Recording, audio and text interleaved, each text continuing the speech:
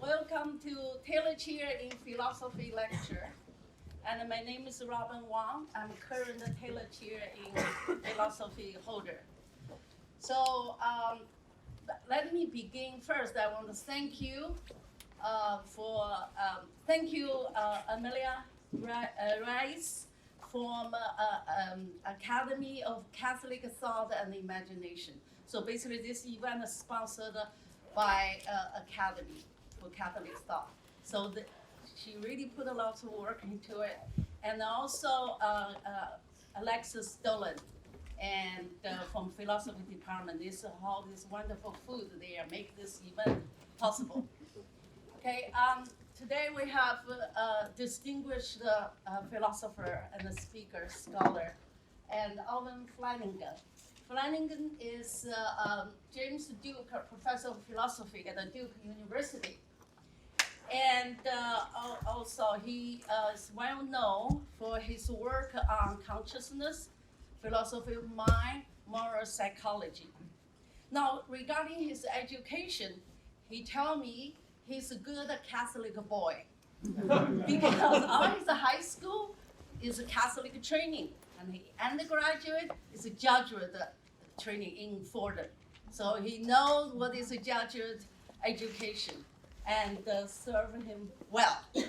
And then he has published extensively, and probably over 20 to 12 books. And in the 20 years of his professional life, started the science of mind, so I cannot read this, but you see every 2 years, I see the pattern, every 2 or 3 years, he will publish the book. And it's a book also by MIT, Oxford, and big prominent publishers. And then one of the things I want to say, there's so much to say about Professor Flanagan's work and activity. And for example, he worked with popes. He actually stayed the popes, have a breakfast with popes, and he also spent 1 week with the Dalai Lama. So it's very impressive, right? So, but I do want to see one of the unique characters in his work. He's one of the established, Western philosopher, and then he's able to cross. He's doing philosophy cross the boundaries. He looking into another philosophical traditions like Buddhism, Chinese philosophy, to understanding human conditions. So I think this is very unique. But then last one I want little footnotes, little antidote. So I and Professor Flanagan spent 1 year at a Center for Advanced Study in Human Sciences at Stanford University. So 2 years ago. So the center located a hill, it's really high hill, and next to the campus, Stanford campus. So every morning I have to push my gas pedal very hard to get on that top. The hill is about almost a half mile. Here comes to Professor Flanagan, and he ride a bike. But listen, this is not an electronic bike. It's a manual bike. Every morning, he actually ride up to that hill. And it's very impressive. So I think this physical strength really contributed to his intellectual muscle. So I would say, wow, from a Taoist perspective, this is a part of the meaning of life. So please join me, welcome Professor Flanagan.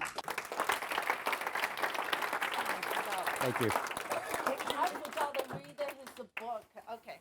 Yeah. Thank you, Robin, and thank you all for being here. It's a great honor to be here.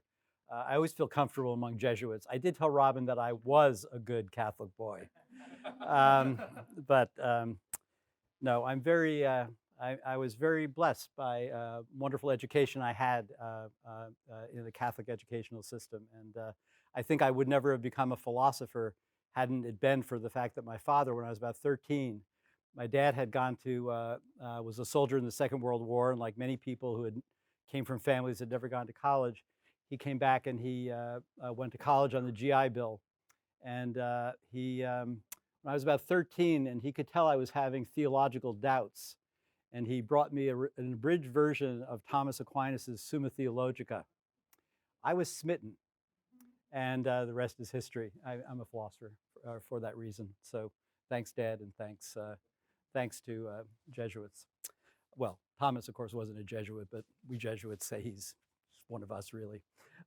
Okay, so today I'm going to talk to you about, well, this is a good topic, it gets people here. Now you're going to leave disappointed because I'm not going to tell you exactly what the answer is. But I always say when people ask me what I work on, I do tend to tell people that I've had three main interests in life. And they do go back to when I was a little boy. There are questions about the nature of the mind, the spirit, the soul. Is it just the brain, or is there something more to being a human? Meaning, what's the meaning of life? What's it all about? Why does it matter? And morals. How does being an ethical person fit in with a meaningful life, with a good life? How does it make us maybe special as a species? Today I'm just going to talk to you about, so the topic is the meaning of life. I'm going to be exploring some work I'm doing. The reason I put up those other two affiliations besides Duke is that I've been doing work for the last few years with the Center for Sustainable Development at Columbia University, which is headed by an economist, Jeffrey Sachs, who's been very involved in sustainability and ending poverty in the world, and with some initiatives at the Vatican where we're working lately on an initiative for the next 2 years on science, happiness, and well-being. Now, we're thinking about what the connection is among those things. So I'm going to be talking to you about meaning, but you'll see these other concepts, namely happiness and so on, will come in. And I'm interested in the connections between living a good human life, living a successful human life, flourishing as a human being happy, and so on. So I'm going to bring in some empirical evidence, though, because I'm interested. I've always been a philosopher who's interested in the facts, as it were, on the ground, like sort of how people are faring here and now, how we're doing. And there's some now good collaborations going on among psychologists, philosophers, theologians, and economists in terms of thinking through what makes for a good human life. So let me begin. One thing is in Western philosophy, we tend to take this inspiration for this topic from Aristotle. And Aristotle, one way to read Aristotle on the topic of meaning and flourishing and happiness is to think of Aristotle actually as one of the first sort of, besides being a great philosopher, he was using sort of social scientific methods.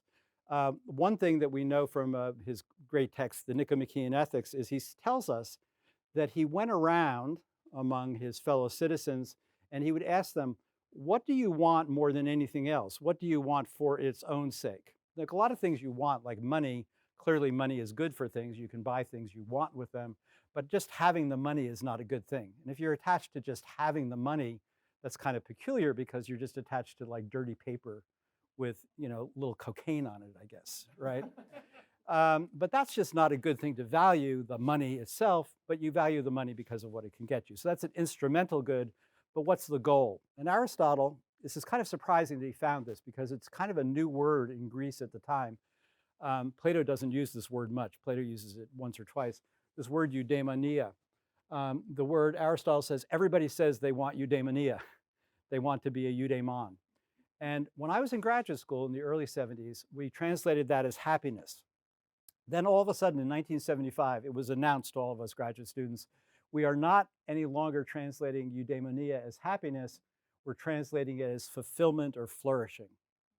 And it had to do, as you'll see in my talk, there's this conflict between whether or not flourishing as a human has something to do with your inner subjective feelings, like happy, happy, joy, joy, click your heels, or whether it has to do with some objective features of a human life, being an ethical person, having proper values, possibly feeling good about them, but maybe not being in a high-level sort of inner hedonic state. And that's one of the debates that's going on right now when we talk about such things as flourishing and the meaning of life. But even then, Aristotle points out, everybody wants eudaimonia, but if you ask them what brings eudaimonia, what makes us flourish, he said there's disagreement. Some people think it comes from fame or reputation. Some people think it comes from money. Some people think it comes from political power. Some people think it comes from sex, drugs, rock and roll. And the minority, he says, think it comes from a life of reason and virtue. And they're right. Now, this is always an interesting thing that philosophers again and again do, and I approve of it. They're willing to say that everybody thinks such and so, and they're confused, or they're wrong. So they're not wrong in thinking that what they want is eudaimonia, but some people, maybe the hoi polloi, as the Greeks would say, have an incorrect conception of what brings it, or what it really consists in, okay? So that's will be the sort of topic. So this word is a nice word from Aristotle, and it just means, means something like good, and daimon means spirit. So it has something to do with being a happy spirit, and so on. Now, key concepts that will be on the table today, and I'm going to be asking you to think about them with me. This is really an invitation to think together as opposed to a talk in which I'm going to try to convince you of a certain way of viewing things, although I will be trying to do that too. But here's some key concepts, and they're all different if you just think about your ordinary conception. So the three that I'm going to talk about most today are the highlighted three. Happiness, where I think that when I ask people what they mean by happiness, most people I know refer to some kind of inner, what we call an inner hedonic state. It's the subjective state of me, okay? We might be doing something together. I might be happy and you might not be happy. It doesn't depend on the objective situation. It just depends on sort of how I'm feeling inside my body. Whereas well-being is a more expansive concept, and well-being is often used in surveys so sometimes people will say, as you'll see in a minute, the World Happiness Report, which is put out by the Center for Sustainable Development at Columbia that I'm working with, is called the World Happiness Report, but it doesn't always measure happiness. It sometimes doesn't even ask people if they are happy. It does things like measure whether or not they drink potable water, whether or not their diet is nutritious, whether or not they have education through high school. And you don't ask the people, are you happy with your water? You just find out whether the water is pure, okay? And notice how that's testing something, as it were, objective. So these are all concepts, and I think most of us would think all of these things are good things. Obviously, having a fulfilled human life, having a purposeful human life, having a meaningful life, these are all good things if you can have them, but they're not exactly the same concept. And I won't be entirely careful about them. So I'm going to talk about two hypotheses today and sort of take you through them.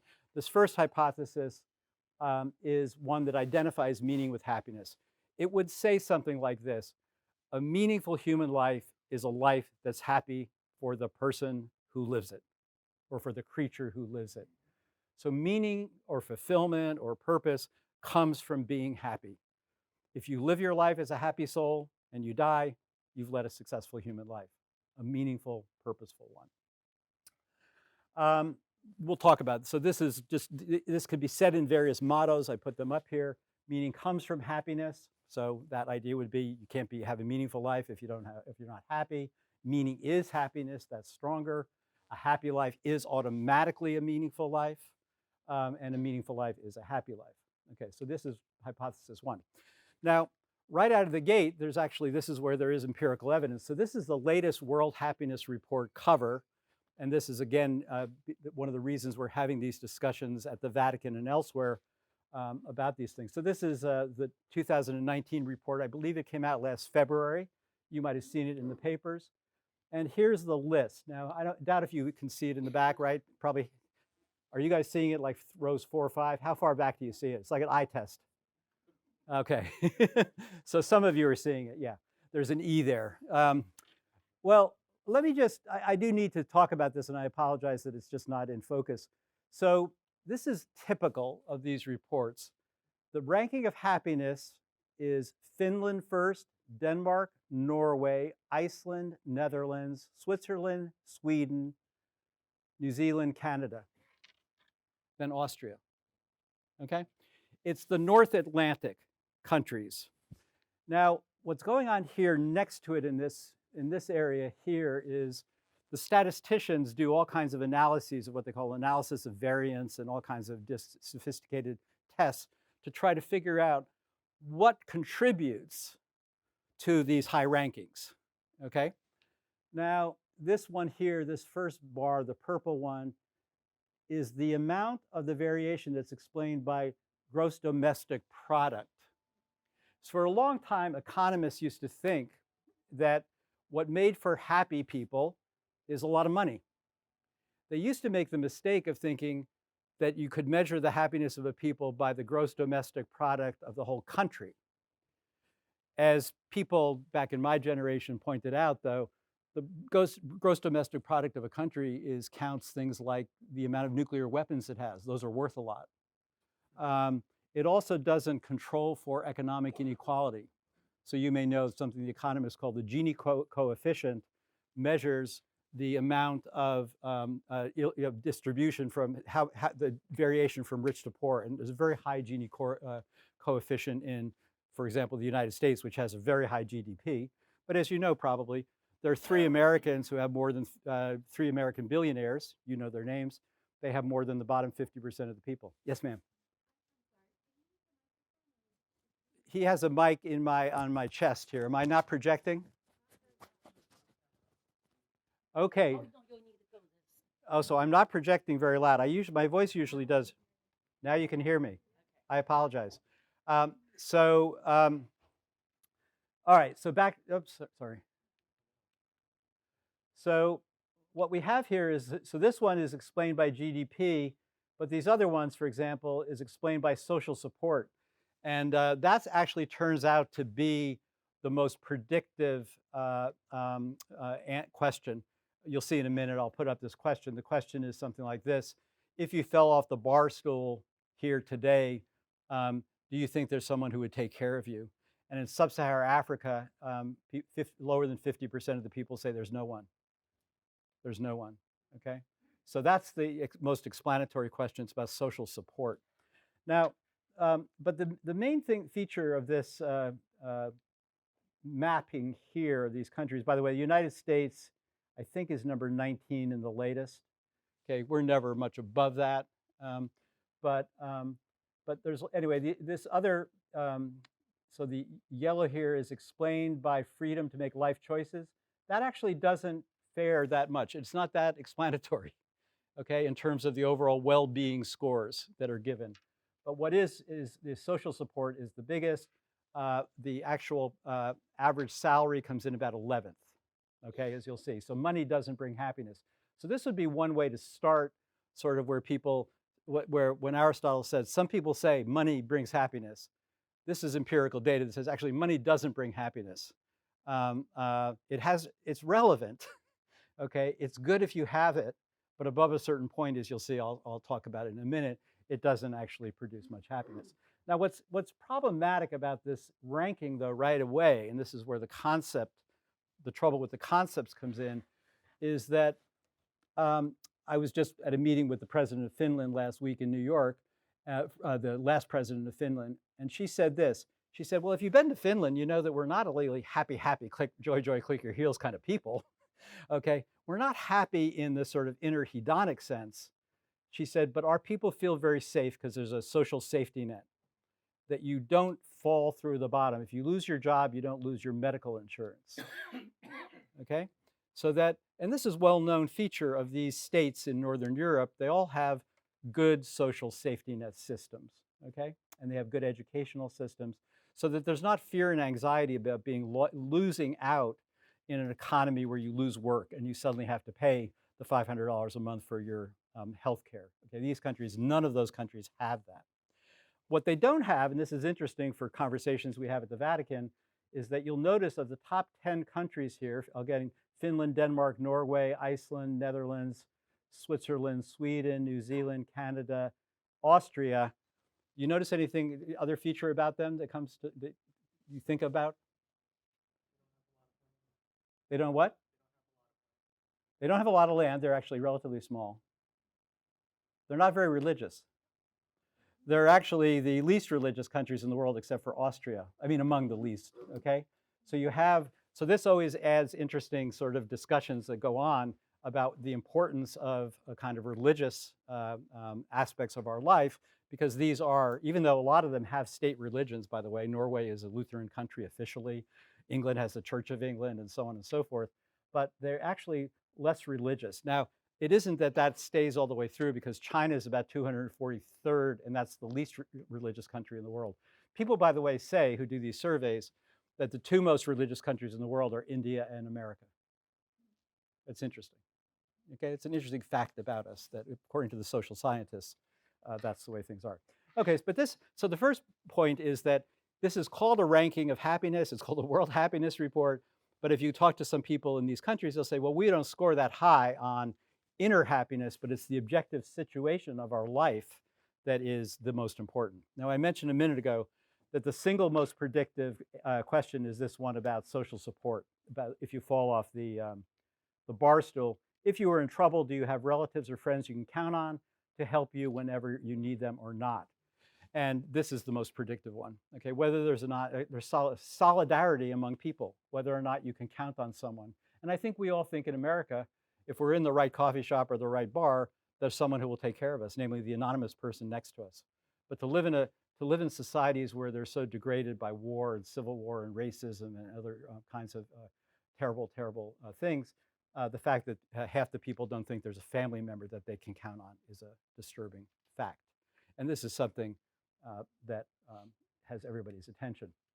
Now, at the same time that there's a World Happiness Report going on, in 2015, the United Nations passed unanimously, 193 countries came together and passed the Sustainable Development Goals. So this thing I have on my chest here, where this button here is a this represents the 17 Sustainable Development Goals. Now, this is a very important fact that in 2015, these goals were passed by the United Nations. They are things like this: by 2030, an end of poverty. These were adopted by 193 countries, including the United States. It may not be that the administration in Washington knows this, but someone like Nikki Haley voted for this. I don't think she was then, well, whoever was before her, okay? Our representative to the United Nations in the General Assembly was one of the people who voted for this. The same year, of course, was when the Paris Climate Agreement was reached, and the same year, Pope Francis wrote an encyclical called Laudato Si, Care of Our Common Home, which is about the climate crisis. So 2015 was an exciting year in terms of putting out there. So these are things like no poverty, end of economic inequality, health care for everyone, high school education for every boy and girl on earth. Okay, there's about 50% right now, worse for girls than for boys. We know how much money this would cost. It's not a lot. The world economy right now is $100 trillion. It would cost about $1 trillion to meet all these 17 demands. There are 1,300 billionaires out there right now, probably 2,000, that was last time I checked. Okay, but the point is there's money, and economists can attach numbers to solving these problems. But right now, from 2015 to 2019, none of the countries in the world are on track to meet these urgent sustainable development goals. So part of the project of looking at the connection between well-being and happiness and meaning is to try to sort of develop the connection among them. And what's interesting about it, going back to that first list, is it turns out that the countries that score highest on happiness on that first list I showed you are also the ones that are furthest along in the Sustainable Development Goals. Okay? So then it leads Jeff Sachs to say this: it is literally the truth that sustainable development is the path to happiness.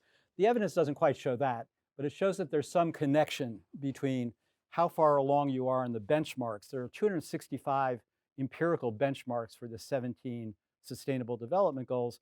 And as I say, the countries that rank the highest in that are the ones you just saw on the list. Now, here's one of the problems in talking about the connections between meaning of life, well-being, happiness, and flourishing. Not surprisingly, the scientists who do this work don't agree on how you should measure it. So here are 3 examples of ways that people use to measure what is called happiness. And you'll see that the third one is not really a measure of happiness in some sense at all.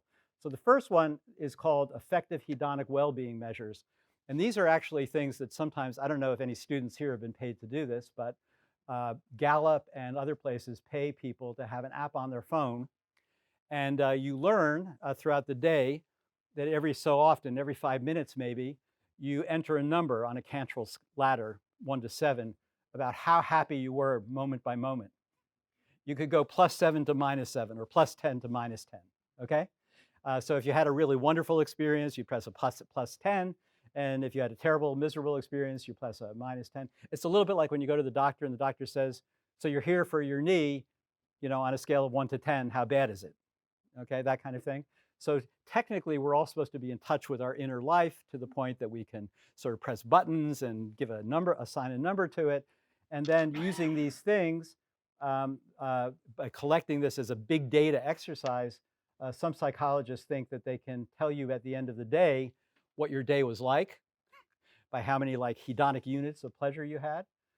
They could look at how you're feeling overall. Some people think even that you could do this kind of measurement, that all you do at the end of the day is subtract the number of negative experiences from the number of positive experiences and hope that it's positive, not negative. And if it's positive, so here's what they sometimes say. So Brazilians are very emotional.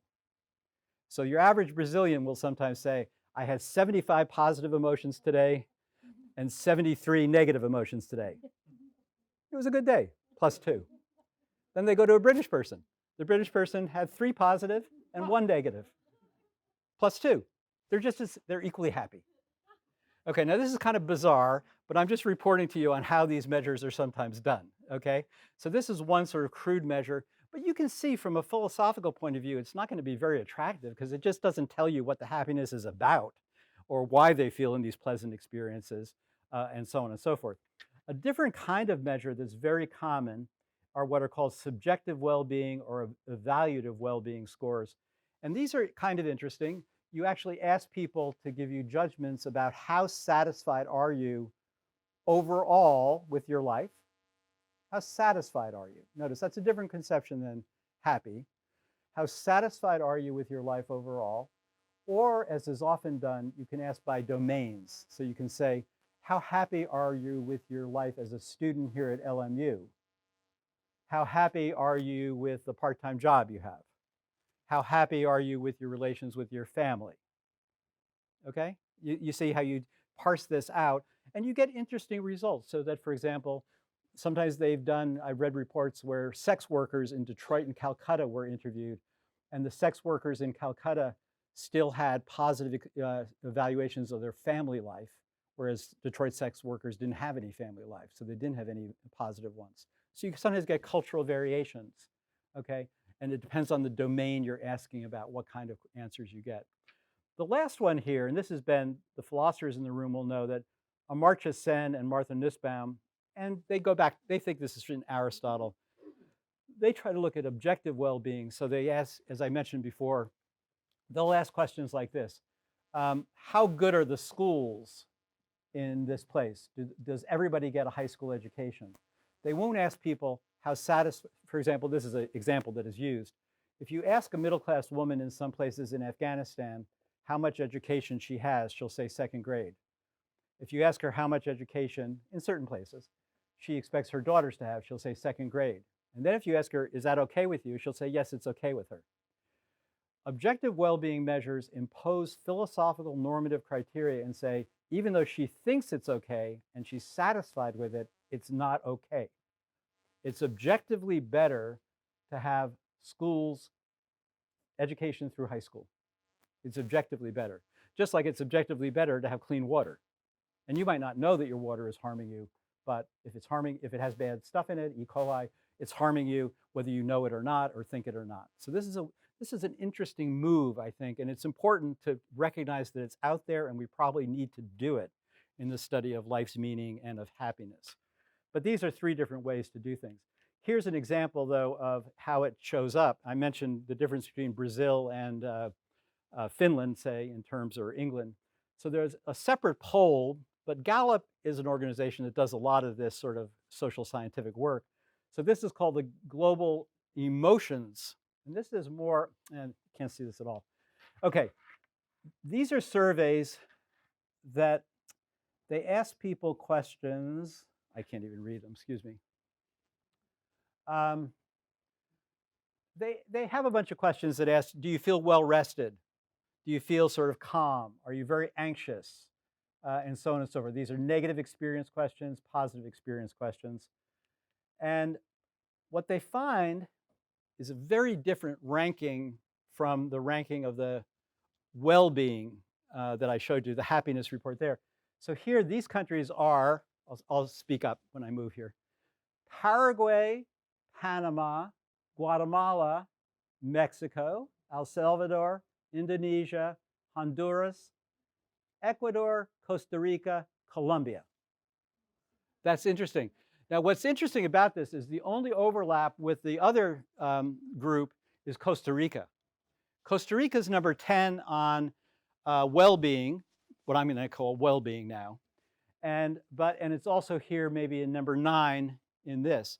But otherwise, some of these countries, for example, for reasons that we sometimes know about and read about in the papers, El Salvador and Honduras have serious, serious social problems now, but there's still positive emotionality aggregated over large groups of people. Now, this is interesting because, again, this is where my interest in cross-cultural philosophy sort of comes in.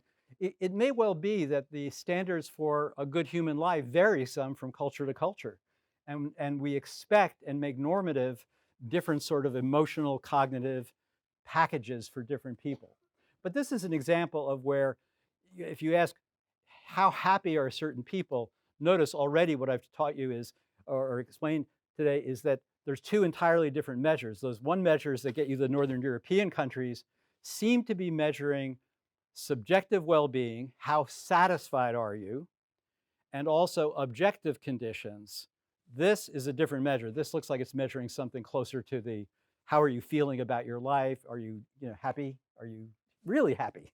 In the sense of, okay, sorry about this. Oh, but this is relevant because I do think that there is a problem with happiness research in general, which is that where the misery is where you need to attend to first, okay? So it's very easy for well-off white people like myself to think things like, oh, what's the next way that I can self-improve or get a little bit less anxious and more serene, and so on and so forth. But there are serious problems out there with people who are actively miserable. And this is just a general principle of first do no harm, or first do something for where it's needed most. And what you'll see here, this, that's positive. So these are Chad, Niger, Sierra Leone, Iraq, Iran, Benin, Liberia, Palestinian territories, Morocco, Togo, Uganda. Okay, sort of places that we know are politically unstable. By the way, one good predictor of well-being overall is a non-corrupt government. That helps a lot, okay? That helps a lot, and okay. But here's so what I've done so far is just told you about a few different ways that we measure well-being and happiness. I still haven't said enough about how it's connected to meaningfulness or meaning, but this is a general, since they've been studying this since the 1960s, so you can see sort of there's a relatively small variation. Guess what that is? That was 2008.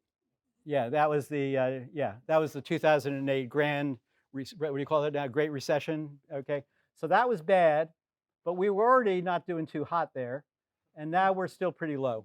Okay, there was a rebound. I don't want to, it's too complicated to say what caused it, but you can see like this is not a great place to be.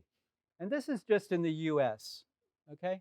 And we are the richest country in the world. So again, it's so this happiness and well-being and flourishing and meaning and purpose don't necessarily track where the money is. Okay, so here's one objection to the first hypothesis. Remember, the first hypothesis was that meaning is happiness, or the purpose of and aim of life is to be a happy person.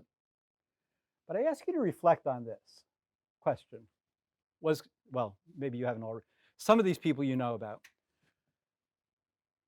Was Jesus happy?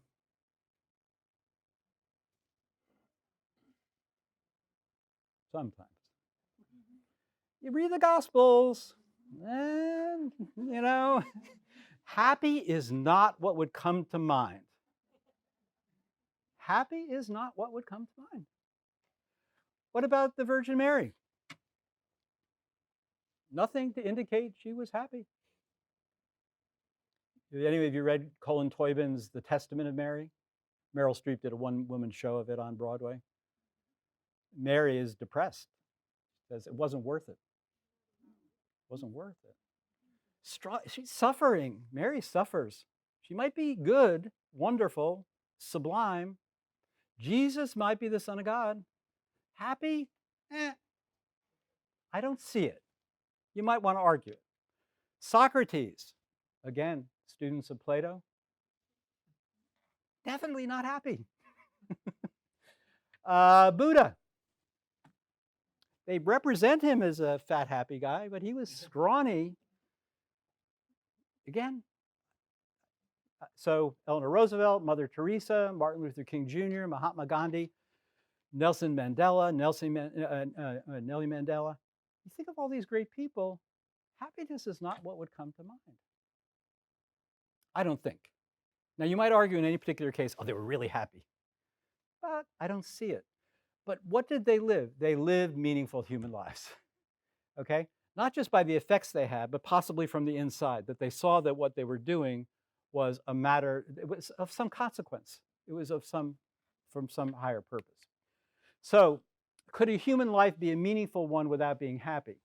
So if you think yes, based on just what I asked you to think about a second ago, that those people did live good human lives, but they weren't happy in the hedonic sense, maybe, then you think this, that meaningful life doesn't require happiness. You probably still think, but in the best of all possible worlds, you live meaningfully and happy, right? Okay, and I think that's fair, in the best of all possible worlds. We don't yet live in the best of all possible worlds, though, so there might be a price. Okay, so next side question, actually this is, I'm somewhat interested in this, about the difference between us and other animals. If you think of us as an animal, I do. Can an animal's life be a good one, a meaningful animal life, if the animal itself wasn't happy? I mean, think of dogs and cats and possums and chickens and turkeys and so on. What would it make for a good animal life? Should it be, so I don't know. I want you to think about that. I have views on this, but I'm not going to tell you today. Okay, so far what we have is whatever a meaningful life is. I haven't defined it, I can't define it. Whatever we know so far is happiness is not necessary for a meaningful life, okay? Because there are these saints and heroes who have meaningful lives that weren't happy ones. Possibly they were happy for a long time and then they got unhappy, but in general, I don't see that you see a long time of sort of consistent happiness in most of the lives that I told you about. Yes, ma'am. Good.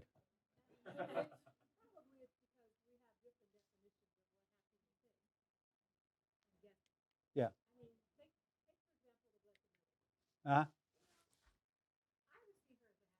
Okay.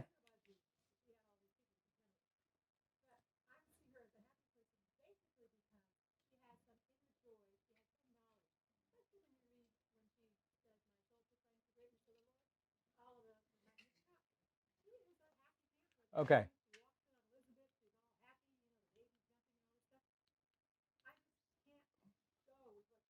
Okay. Okay. No, but I already said I wasn't going to do that, so that's not fair yet. Okay, I'm going to hold you off till the question period, though. So notice all I actually need so far is these particular examples. I don't need them all to be right, and I'm asking you a question. I'm sort of inviting you to think along with me about, based on, and that's a good response, based on these texts, that we have available to us about the lives of these people. Would you say, because there are some people you might say is definitely a happy person. You probably have people in your family who you just say, oh, boy, just constitutionally, the cup is always half full for her, and she sees joy in everything, even the challenges of life. There are people like that. I have no doubt about it. I just want to point out here, at least if any of these examples are good, and if any of them sort of draw your attention to the fact that that martyrs and saints very often are martyrs and saints in virtue of the fact that they struggled against powerful forces of oppression, and nastiness and possibly evil in the world. And the struggle was not sort of something that they went to bed every night feeling like they did about listening to beautiful music or being in love or something like that. It was a struggle, and it caused sort of internal turmoil. That's all I need for this to be. And if those are great lives, then these concepts can come apart. But you're right. I've already said that there's different definitions of happiness, and meaning clearly is important. Okay.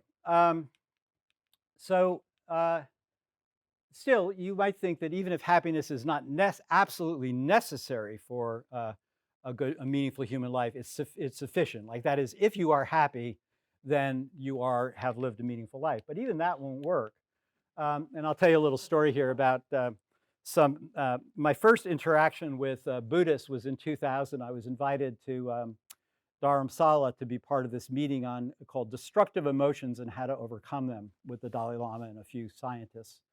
And we spent a week talking about what are destructive emotions, which emotions don't you want in your life? And most of us would say, oh, if I could go through life without anger, that would be nice. But other people do always give me reason to be angry or whatever. But people would say that's a negative emotion. And it turns out Buddhists really think it's a very negative emotion. Now, Buddhism historically was always interested in alleviating suffering. The early Buddhist texts don't say anything about making you happy. But new Buddhism is kind of into that because there's a happiness industry. And so recent Buddhisms are interested in helping people be happy. And after this meeting I was at, there were a bunch of scientists there, and they were starting to claim that they could measure happiness in people's brains. Okay? So they, instead of having people give subjective reports, like on a scale of 1 to 10, about how happy you are, I don't even have to listen to your subjective report. I can just look in your brain. And basically, the technique was this. Most people, this is true of right-handed people, the poor 12% of you who are left-handed, this doesn't apply to you. But for right-handed people, there's something which is called the hedonic set point, allegedly. This is what the scientists were saying at this time. And there's a little bit of activity in your prefrontal cortex on the left side here. Most of us lean a little bit left. That means that there's a tendency in the overall population of humanity for people to have a slightly positive set point. Like you don't think, you're looking at the cup as half full, or at least a quarter full, rather than half empty. Most people lean that way by their biology, by the neurobiology, okay? And the question was, well, is this set for life, or is it plastic so you can move it? This would be a question about the hedonic state inside you. And some Buddhists, of course, say by doing meditation you can move it, by doing yoga you can move it. There's all kinds of techniques. By running marathons you can move it, and so on and so forth. And there was a lot of controversy about this, but after our meetings in Dharamsala, I wrote a piece called "The Color of Happiness," and but it was about one study that was done on this guy, Mathieu Ricard. Some of you may have seen him. He sometimes is reported to be the happiest person in the world. And I remember when we were in Dharamsala, India, with him, my son ate an apple, and I saw my son eating an apple, and I said, Ben, he was 17. I said, Ben, stop. That apple hasn't, you're going to get sick. Because this was not the cleanest circumstances we were. And then Mathieu took Ben immediately to a bar and made him drink 2 shots of vodka to solve the problem. It solved that problem. But the next day, Ben said to me, Dad, Mathieu this is before he was known to be the happiest person in the world. Ben said, he's so happy. And I said, he's so happy. And Ben said, he's not married and has no teenage children. In any case, so the neuroscientists were really enthusiastic in the early 2000s about the fact that we eventually could go around with cerebroscopes, look at each other's brains, and we could tell how happy people were. Now notice, this has nothing to do with objective conditions of their life. It just has to do with like the internal feeling states in the brain. And here's the trouble with the whole view, and I call it the Hugh Hefner problem. Now, Hugh Hefner is an interesting case, and he's a different kind of case than, say, Jesus or Mother Teresa or something. He he might have been happy. I don't know. He might have been happy in this sense. In fact, for all we know, his brain may have lit up in exactly the same very left spot that Matthieu Ricard's brain lit up. But his was a life completely committed to hedonism. It was, okay, he was always proposing to 20-year-olds, even when he, close to death in his 80s. And he woke up every day in his silk pajamas, and he never left the Playboy Mansion, and so on and so forth. We know the story. But this was a life dedicated to sex, drugs, rock and roll. So this is at least one example where the hedonic tone of a life, okay, could be identical in a person, a Buddhist monk of high virtue, who lives a life of loving kindness and compassion, and of Hugh Hefner, who doesn't live the same kind of life. So my thought here is simply that, like with Aristotle, some people are confused. If you think that's sufficient for a meaningful life, you're wrong, because I want to say, Hugh Hefner, I want to say, now you might object to this, because you might be a person who thinks, many people do, happiness is in the eye of the beholder, and it's whatever someone says, and meaning in life is that way too. And if Hugh Hefner says he was happy, then we accept that. And if this was meaningful, we accept that. I say we accept that he was happy if he was happy, but we don't accept that this was meaningful. So that's where the philosopher in me comes in. So if that's right, then happiness is neither necessarily sufficient for a meaningful or excellent human life, but surely some kind of happiness is desirable. So here's a second hypothesis. Remember, the first hypothesis was that meaning is identical to happiness. This hypothesis says something like this, and this is back to a sort of more normative idea. The best kind of human life is one in which the individual is happy in the hedonic sense. I think it's good to feel good about yourself, that's clear, plus lives meaningfully. Now that has one bad consequence, you might think. It would say that the saints and the heroes of the sort that I talk about who suffered, think of the suffering saint and suffering hero, that's a second best kind of life. Their lives would be better if they did all the saintly and heroic and martyrish things, but were also happy. But we don't all get to live the first best life. And that may be part of the human condition. Meaning has to do then, I want to say, so now I'm getting towards not defining meaning, because I don't believe in definitions. Most things can't be defined. But it has to do with the moral quality of one's relations with others. That's why some people pass the test and other people don't. And B, although I'm not going to talk about this today, with unalienated work. Okay, this is something that Karl Marx in the Economic and Philosophical Manuscripts of 1844 pointed out, namely that the best kind of work is work that contributes to sort of meaning and significance of one's life, and is not just sort of labor that is estranged from oneself. So in the best world, these bring self-respect and satisfaction, even if, and I want to emphasize here, what I'm calling happy, happy, joy, joy, click your heels, is a kind of distinctively American kind of idea of happiness. There's good research done by psychologist Jeannie Tsai at Stanford, does research on the kind of inner state that is emphasized in children's books. And she does studies where she takes the top 10 books in Amazon that are read by children in any given country at a time. And she measures the faces, the ideal faces of the characters in them. And American books emphasize as ideal a high arousal positive face. It's a hap face, high arousal positive.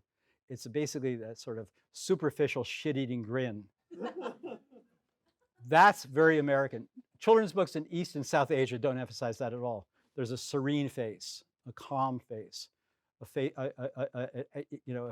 face of equanimity, a Taoist face, something like that. So this is important and matters. Is it just a clarification question? Yes, but what about in Thailand? Can we leave the question later? Well, I was asking him if he just had a clarification. Yeah, so in Thailand, That's not, it sounds like a clarification, because I didn't mention Thailand. Because some people I know need to go, so I'd like to have Okay. the professor finish up. So I'm going to wrap this up, and then I'm happy to talk about Thailand.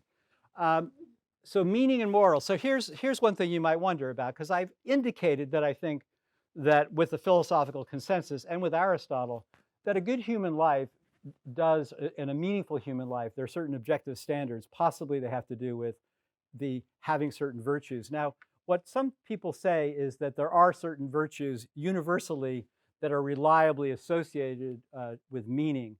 And these are some examples. So some people say a sense of justice is fairness, humaneness, temperance, courage. These are the kind of virtues that show up again and again. So let me just sum up a few of the findings. I call this inquiry eudaimonics after Aristotle. It's the sort of the study of the connections among well-being, flourishing, and happiness. So here are some findings that might be useful, and I'll end with one sort of finding that may be useful in a negative way. So here it is, that money doesn't bring happiness after a certain point. This has been known by economists since work of Easterlin and more recently Dan Kahneman. But it's basically, the finding is this. This is a little bit old, so just replace 75,000 with 100,000. Once income is above 100,000 for the average family of 2.39 persons, that's the US, there's relatively flat line and increases in affective well-being. Those are the first two measures, either like you're pressing the button every few minutes about how happy you are, or I just ask about your satisfaction. You see almost what economists call, with respect to money, diminishing marginal utility. The more money you have after you have about $100,000 for that family of 2.39 people, okay, it doesn't increase your affective well-being. You're not happier in the inner sense of happy. Your objective circumstances are different. You have more money and you can buy more things. People reliably think that having more money will make them happy. They just happen to be objectively wrong, okay? There's a relatively flat line. In fact, Dan Kahneman calls this the biggest flat line in the history of economics, okay? At a little bit more than that, at 95,000 to 105,000, the same is so for life satisfaction scores. Those are the scores about how good is your life going overall. So around 100,000 for a family of three now, or two and a half or three people. American college students, though, and here's a caution for you. You know that there are some of your friends who think, I need to make a lot of money. You got to make money, okay? You're not going to get ahead. If you think that while you're a college student that you need to make a lot of money, that money is really important, if you rank it number one, actually, on a scale of 5 goods, they'll do these studies with kids, with college students. They'll say, what do you think is most important for your future? Money, friendship, community, exercise, and physical well-being. There's a group of students, not so small, that says money is the most important thing. If they say it now, they need 2 times as much later to be happy. Okay? So it's a case of it's a kind of a self-fulfilling prophecy. It's guaranteed that you will need more to be happy than other people. But what should educators do here? I think one thing is to educate people into noticing that it doesn't bring you as much happiness as you think it will. The data show that. High unemployment makes employed people less happy. Wealth inequality makes people less happy, including those with most wealth.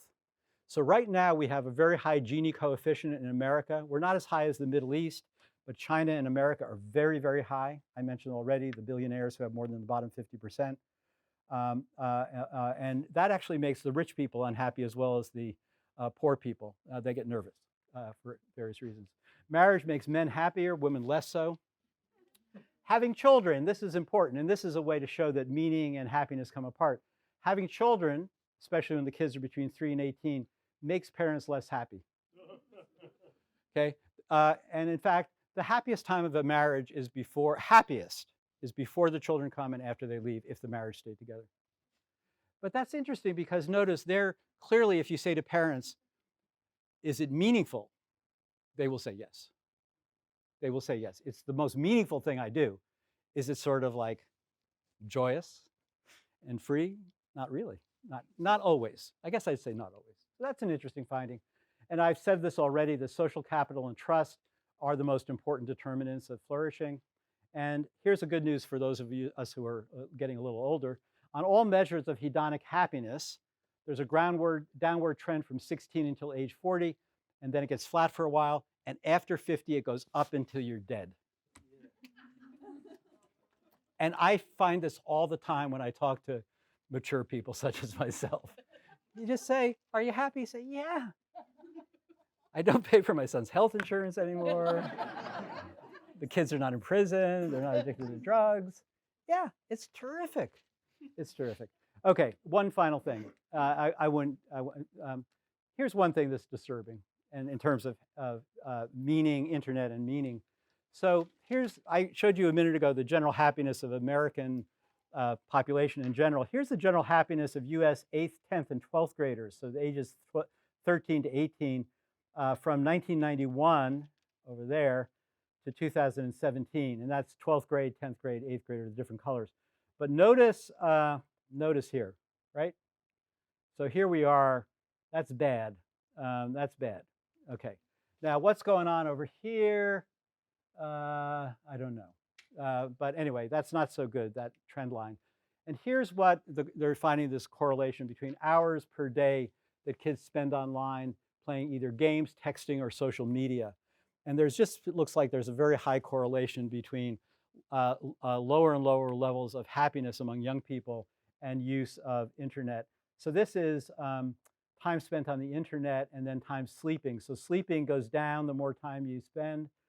In-person social interaction goes down, happiness goes down, and so on and so forth, the more times that people are on screens. And people are noticing this as a bona fide addiction.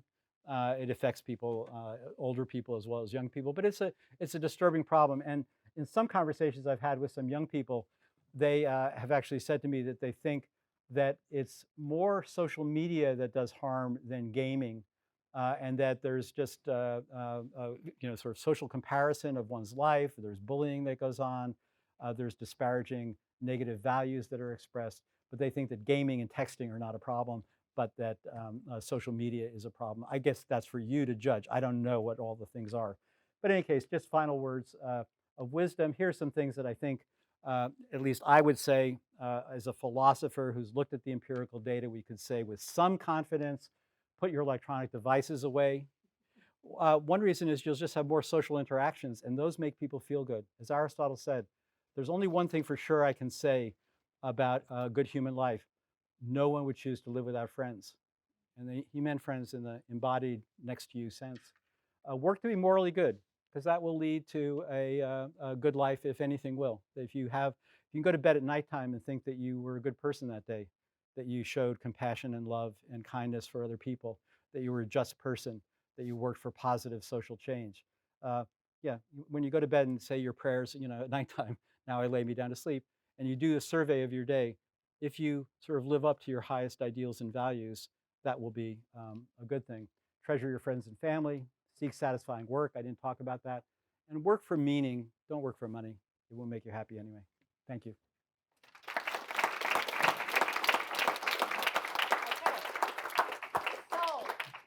Open to the questions. We have about 1 hour, so we have lots of time.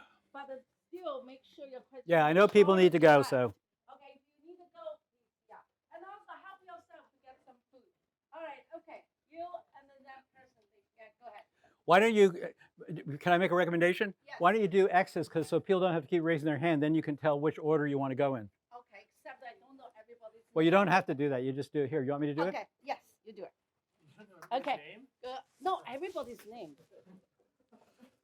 Okay, the people who want to ask a question now, raise your hand. I'm just going to do a map here. Oh, okay, good. Yeah.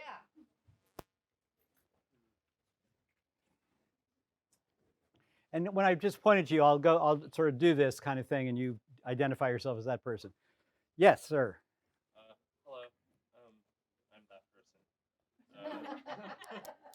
In your talk, you discussed the 3 ways of measuring happiness.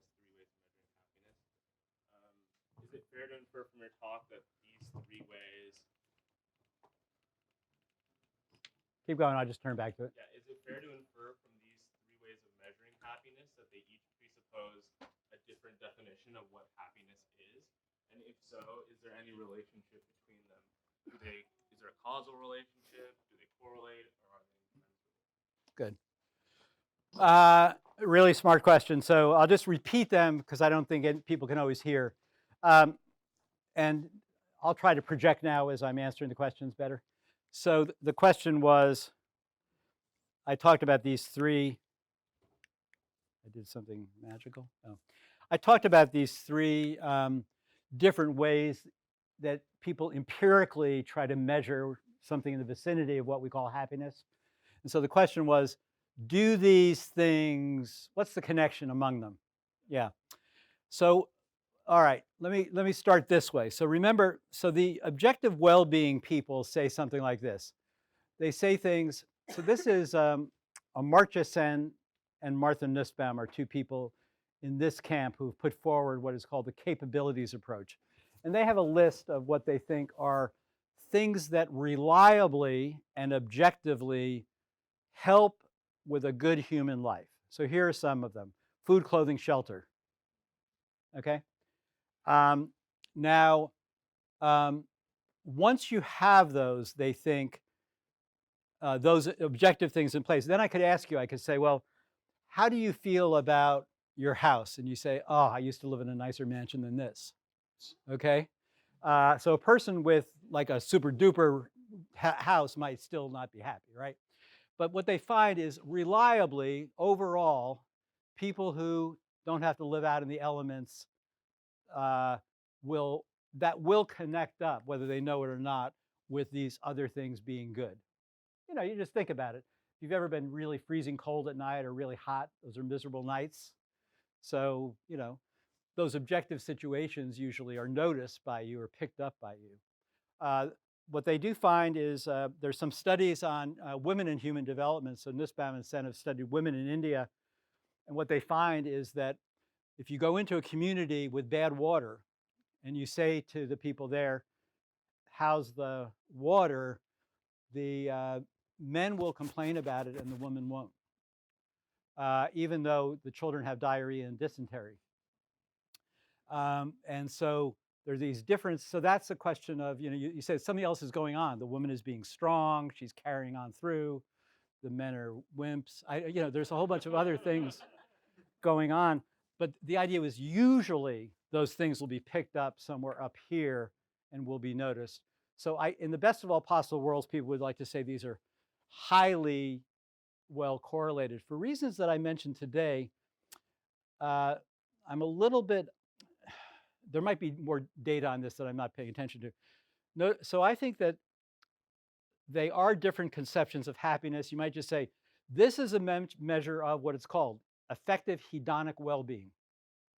Affective hedonic well-being, where hedonic just means how pleasurable or unpleasurable the experiences you're having right now are, sort of inside your skin. This one is more, how is the thing, which is usually some kind of extended thing like your vocation or your job, how is that going? How satisfied are you with it?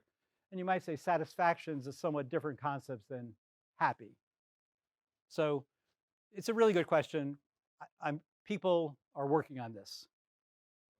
And as you notice, like I gave that quote that Jeffrey Sachs, he wanted to say, so insofar as those countries on that first happiness list are ones doing well by objective well-being measures, then he wanted to say sustainability is the same as happiness. But that matches there, but maybe not up here. Something like that. No, I had, you don't want me to go in the order? This gentleman, Thailand. I think that the comment made by the woman to the left of me was apropos as to there is not really, so it's difficult to separate out the being of the meaning. So it's not merely that there are different senses of happiness, but that all of these senses have a shared cultural groundedness in contemporary American discourse, specifically, you know, like a taxonomy of certain types of disciplines, certain types of graphs, and sort of offensive things. The question I have is there a way to address a specific culture's being which cannot be reduced to just maybe some type of different subjective space? But so I see a dichotomy that I don't think is there, and it's difficult for me to express right now.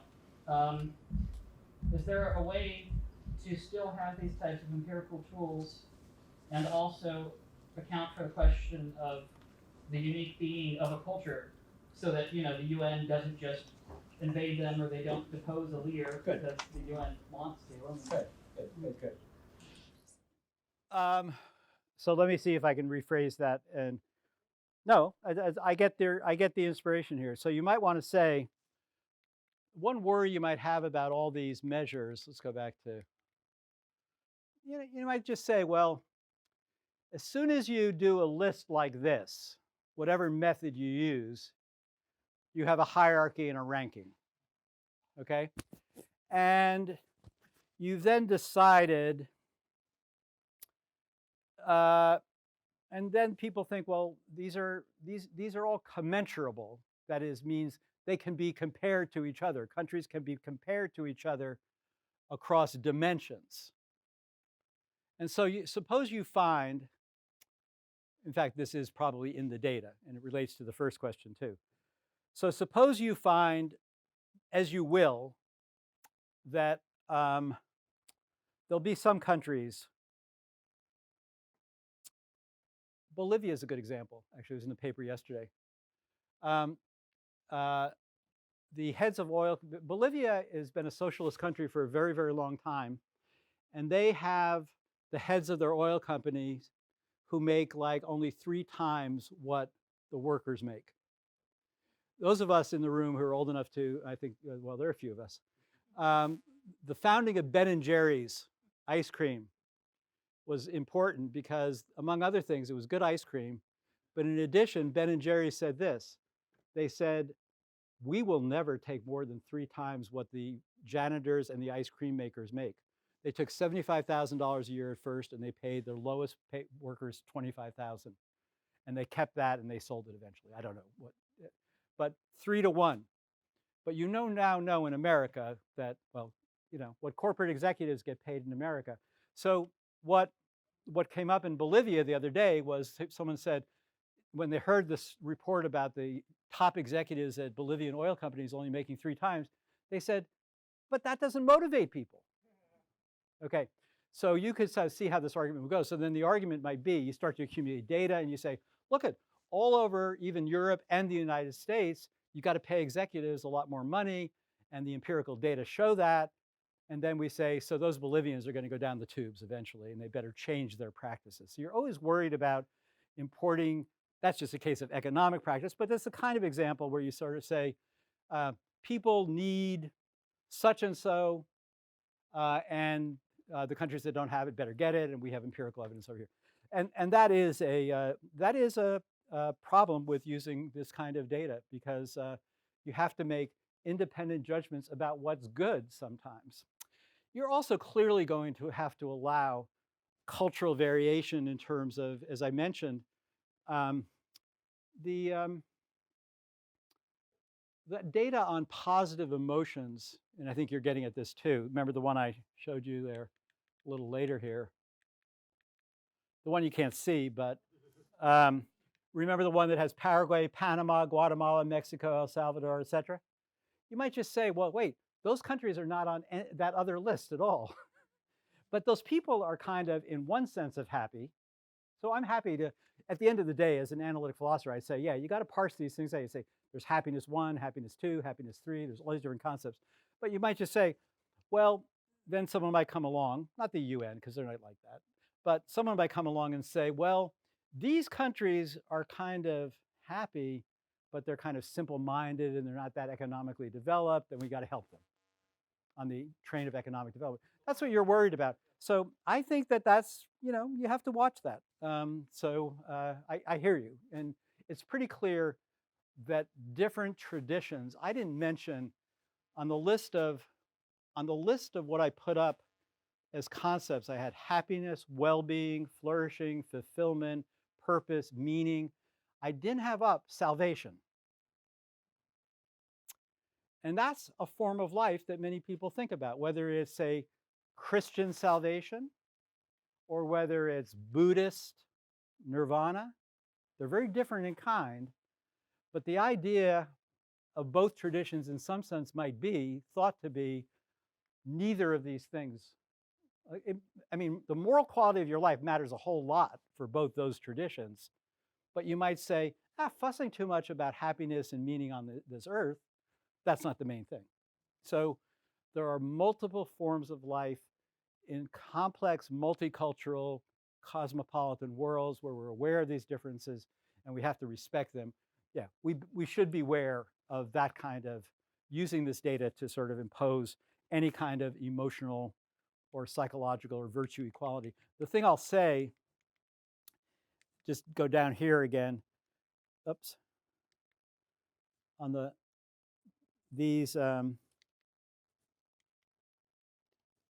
colors there, these are the variables which people think do most of the explaining, and they're things like social support. And that really is only a measure of exactly that one question. Will someone take care of you if you fall off the bar stool? That one question, okay? So it isn't like social support in general. And you might just say, so then someone might say, empirically, it looks to be the case that you should answer yes to that question, however the culture figures out how to do that. It could be a family support system, it could be Good Samaritan laws, etc. The other one is explained by freedom to make choices. Americans, by the way, prize freedom much more than other people in the world. But when people test it across cultures, it turns out, and we're less free probably than we think, but it turns out that that isn't one of the most important things. That isn't one of the most important things. But we'll see. Thanks for that question. Then the next person, let's see my map here. There was a person in the back there, and then I'm coming forward to two over here. Yeah. Was that you that had your hand up? Yeah.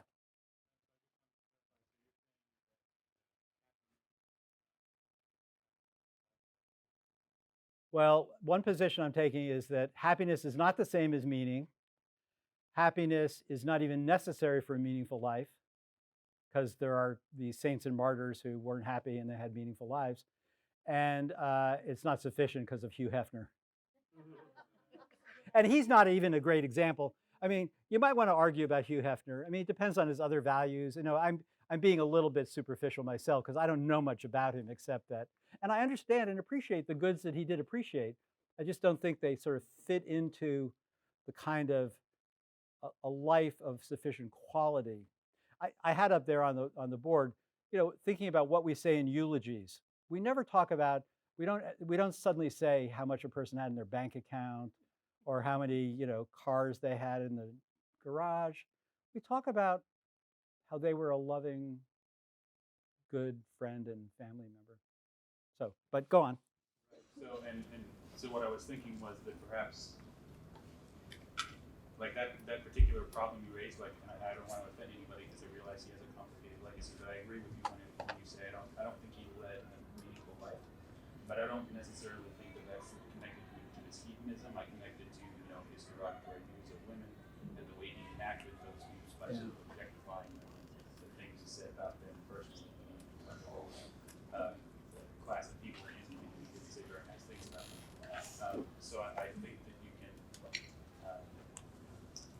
still perhaps live a hedonistic lifestyle. Like imagine just three people, you know, meeting with each other all the time, not really doing much for society, but they, you know, they're happy and they eat food with each other, they do the sex, drugs, rock and roll, whatever. I think that could, as long as they're not doing harm, that can still be a meaningful life. Yeah. I think the reason Hugh Hefner is not meaningful is not because of that sex and drugs and all that, but because of the Okay, that's very helpful. Actually, I had that sort of hesitation myself about using him as an example, because I think, so this is where, and it gets back to this gentleman in the front row's question about imposing our other values on this, and you don't want to be too moralistic. I mean, John Rawls in Theory of Justice uses an example which I always think is interesting. It's an example of someone who spends his life counting blades of grass. Now that clearly isn't like the case the hedonism case. It's just, you know, flowers for Algernon or something like that. I mean, but imagine a person who's not in any way mentally challenged or anything like that, but they just have preferences for some kind of pleasure that the rest of us just don't understand. And that seems like a life in which they're doing no harm, right? It's not like, I mean, maybe even better than hedonism, you could go to something like Tony Soprano, you know, mafia, you know, sort of, and there's honor among thieves, and you think like, you know, so the mafia, they're, you know, at least you watch those kind of shows, Godfather and Tony Soprano, you know, some of those people like are kind of, they have fun. They have buddies. They definitely have social support. They have good Italian food. You know, it's like there's a whole bunch of things in their life that is like, they have bada bing. I mean, so it's like, yeah, there's all this stuff they have, you know, and they're kind of like, but there's problems. Like they have to kill you because you're not cooperating, you know, and you have wife and children, and yeah. So there's some lines that we do, and it goes back to the sense of cultural sensitivity, and what people do find value in is variable. So when I say meaningful work, that could just be in the eye of the beholder, and the person who gets to count blades of grass may just be doing something which from their point of view is meaningful in the broad sense of meaning. So what you just said is very helpful. I appreciate that. Yeah. You there, and then there's now coming forward. You're next. You know, and who behind here was their hand up? Yeah. Okay. Yeah. Go ahead. I think you touched on this, but you know, Thomas Aquinas says that the four substitutes for God are wealth, pleasure, power, and honor. And I just noticed that like our country, which is very rich in these things, is also very low in the scale of happiness. So what ideas in our country would you say contribute to this? Good. And by the way, you know who Aquinas was influenced by? The philosopher, Aristotle. Yeah, he read Aristotle. He would have been great on his own, don't trust me. But I do think that Americans, so this is an interesting, one of the things that I was encouraging today is in the background is Americans do emphasize money too much. We really do think that we need more money than we do, even based on the findings of what Americans get satisfied with. And these require sort of careful studies, because people, when they get a big raise, you know, they're happy. And by the way, so some of the empirical findings can help people get over certain cognitive biases they have. So I mentioned earlier, but the idea about people having set points in terms of their hedonic sort of mood. That's even a different thing, mood. Well, one thing that's interesting is that when people, there's a lot of mistakes people make. So people think that when they win, if they win a lottery, they'll be very happy, like $1 million. They are for 6 weeks. For 6 weeks. And then they're no happier than they were before. The good news on the other side, that's called adaptation. On the other side is this. Some people think that if terrible things happen to you, there are certain terrible things that you can never recover from. So quadriplegia is a tough one, obviously. But people do bounce back from that, more or less to the place that they were at. More or less. Now, that's a remarkable one, right? That after a terrible spinal injury, people can come back and be their old self. So that shows that we're sort of adaptable. And the same thing happens with money. People mistake how much it will make them happy. And in the short term, it does, but then they're back to normal. And of course, there are these things that are stressors about money, because rich people have stress. So there are some things which we can do to help correct empirical mistakes. Right now, I don't know what it is here, but Duke has, at my university, just like the whole, on the East Coast, the Ivy League and Duke are exactly the same in this. 18% of our students go directly to Wall Street. 18%. We don't have a business major, so they're just going to Wall Street. If you ask them what they're going to do in Wall Street, they're not sure. But they know it involves a lot of money, and their brother did it. And there's a lot of planning. Now, one trouble that we've caused by making you think money's so important is that your generation is the first generation to go to college since forever that has reason to think you'll make less money than your parents' generation. And that creates a kind of anxiety for you. It would be mitigated a little bit if you didn't think that it was so important. I don't want to wax too nostalgic, but did anyone ever read Patti Smith's book called, it's about her relationship with Robert Mapplethorpe? Oh, what's it called? No. You know who Patti Smith, the rock and roll singer, is? Yeah, she just tells of a time, and it was in the late 60s, when she just basically goes to New York to be a poet, which means basically being a homeless person. Mapplethorpe goes to New York for the same reason, to be an artist. And they lived in the Chelsea Hotel because anybody could live in the Chelsea Hotel. And there was a comfort level with having high aspirations and being poor. That was something that's just completely disappeared from the culture. That's all I'll say. It might be called rock and roll. Maybe that's what it's called. But the book, but it's a nice little book, won the Pulitzer Prize, so it's a good book. But it tells you about a different time in the world being a little bit different, where people, American people cared less about money. As you saw, there is that disturbing feature of where college students who think they need money do need it the most. And that's a sort of a personality difference. And back to your question, you might say, well, different strokes for different folks. Let's honor that. But it might be better if we tried to dissuade people that that's most important. I'm going to go here first and then come back.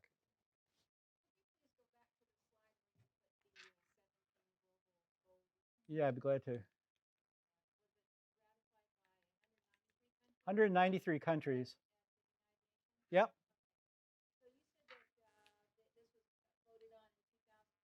Yep.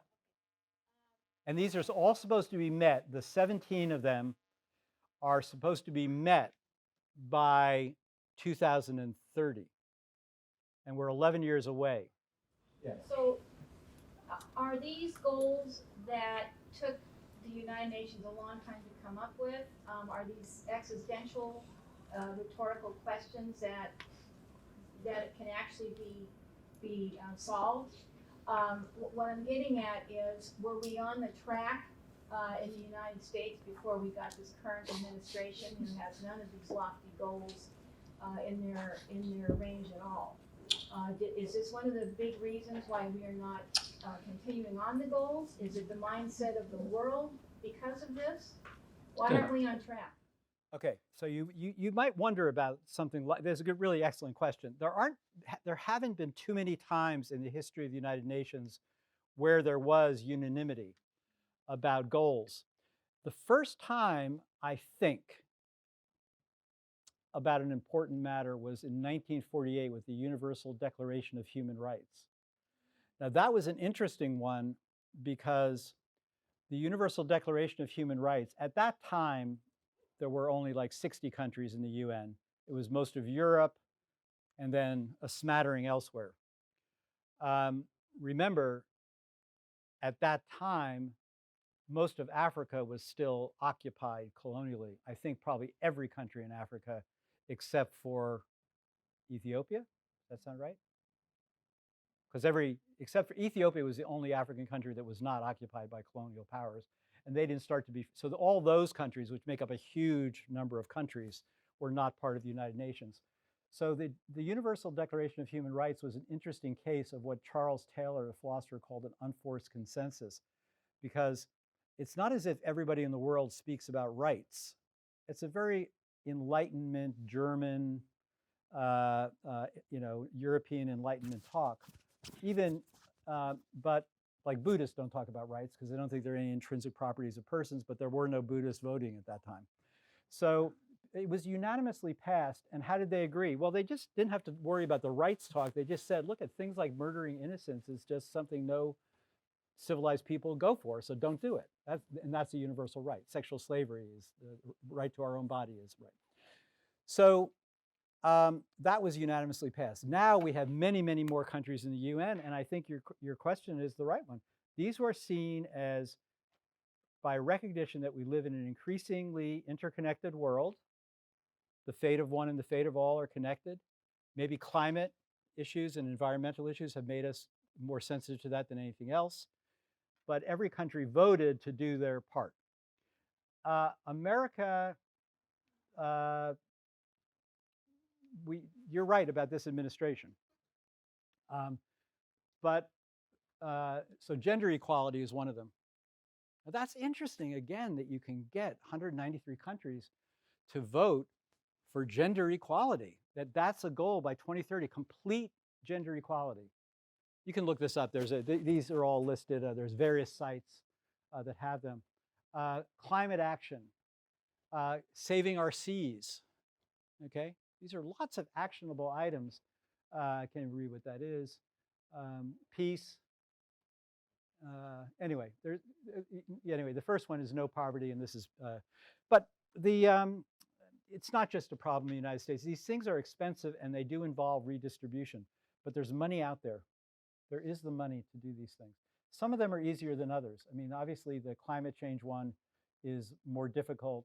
Some of them require technical solutions. Sometimes they're counterintuitive technical solutions. It isn't like we're supposed to know automatically. You need experts to tell you what the technical solutions for these problems are. Sometimes you say, well, all that we need to get equal education for boys and girls in Africa is the school buildings and the teachers. Well, that's complicated. You get the school buildings, but then getting the teachers is complicated. Remember, you have countries that are very degraded by long histories of racism. When Nelson Mandela, when apartheid ended in 1993, I think, Africans in South Africa were only entitled to a 6th grade education. So you have a backlog of problems of creating a teaching force, okay, of a whole population, over 90% of your population who were not even allowed to be educated. Okay, so these are huge logistical problems, but which countries have the most responsibility? I have opinions about that. We have huge responsibilities throughout the world for places where we went into the places and broke the toys, broke the ceramic objects, and we have to pay for them, but we don't do that. But we can't do this alone. Yeah. I just want to add that this takes away my happiness. The fact that Knowing about this. Knowing about this. Yeah. It's something that I have felt ever since the election. Yeah. And it's a very, very difficult problem for me to try to use Jesuit theology, or however you want to call it, to maintain my happiness and joy in a world where I know morally these things should be happening, and there's walls all around it. It's very difficult. I feel you. Yeah. I did have a quick question. And other people raise your hand. Did you have your hand back? Okay. Yeah. Sure. Should countries, is it better for countries to pursue an increased quantity or just more quantity of happiness or meaningfulness on a practical standpoint, or theoretical if you so desire? Or is it better to pursue equal amounts of happiness and meaningfulness for everyone in general? Okay, good. Good. That's a great question. Let me frame it this way. So in the olden days, as you know, like the well-being of a country, it took economists a long time to get over this, was measured on the gross domestic product, like how much wealth was there. And you could just attach, there's a number that is the final number of that.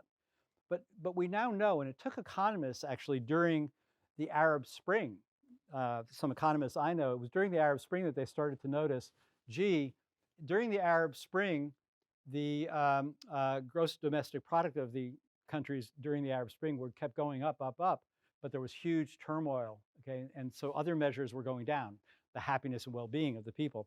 And they started to come apart. And so there started to be more discussion. But what you're right about is you could imagine a world in which a small group of people are very, very happy. And most people are not very happy. There are the masters and mistresses of the universe, the winners of the world, and they're happy, and they're super duper happy. Okay, imagine those scales that only go to 10. Well, now there are those 1,300 billionaires that are happy to 100. This has always been the worry about, back to utilitarians like Bentham and Mill, about if you start to calculate these things, if you look for the overall sum, a few super duper happy people with a whole bunch of people at the mediocre level could have a higher final number than if everybody's at a 10. And that's your question.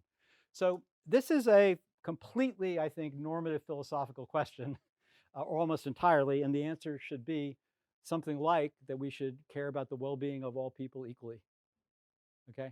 And so something's gone wrong with the world if we only care about the well-being of the fat cats or the people in power or the richest.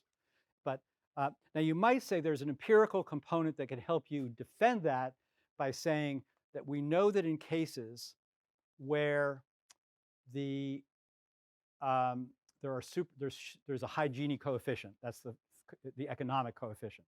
So imagine a high Gini coefficient also in happiness. Okay. We know that in those circumstances, the rich people get nervous. When they have much more than the other people, they get nervous. Ben and Jerry were not nervous. They had happy workers. Mark Zuckerberg is scared shitless of Elizabeth Warren. And he should be. But seriously, did you see? He was really nervous last week. Yeah, he said, oh, she's against billionaires. I mean, really. So, yeah, so that's a really important question. Yeah. Yes, you have a, go ahead. Oh, no, and then I'm going to go back. I got two in the back. Yeah, please. To clarify, I'm not advocating for a type of moral relativism, and I don't think the woman who loved me was either. What I'm saying is not that there are, as you said, different strokes for different folks. I would also agree that if somebody has subsumed their being to discourse on capital, to an alienation, if you will, an outside being or an outside, a Dacian that's not authentic to themselves, that is immoral. But it's immoral because it doesn't come from their own being. So yes, I would agree with you that that kind of thing is wrong because the language is used as a tool in these cases to impose upon the being of a specific area, of a specific person, of a specific class of people, such that their being will be distorted in some sense by that language. Hence why I criticize these types of UN goals, because I view them not as a kind of way to bring people to have happiness, but historically, if you look at, I know that UN is not the same as the IMF, so I might be a little bit unfair saying this, but if you look at monocropping with the IMF in Africa and other places, often these transnational or international organizations are used as a way in which their legislation is put upon local areas and undermine the sovereignty of local countries.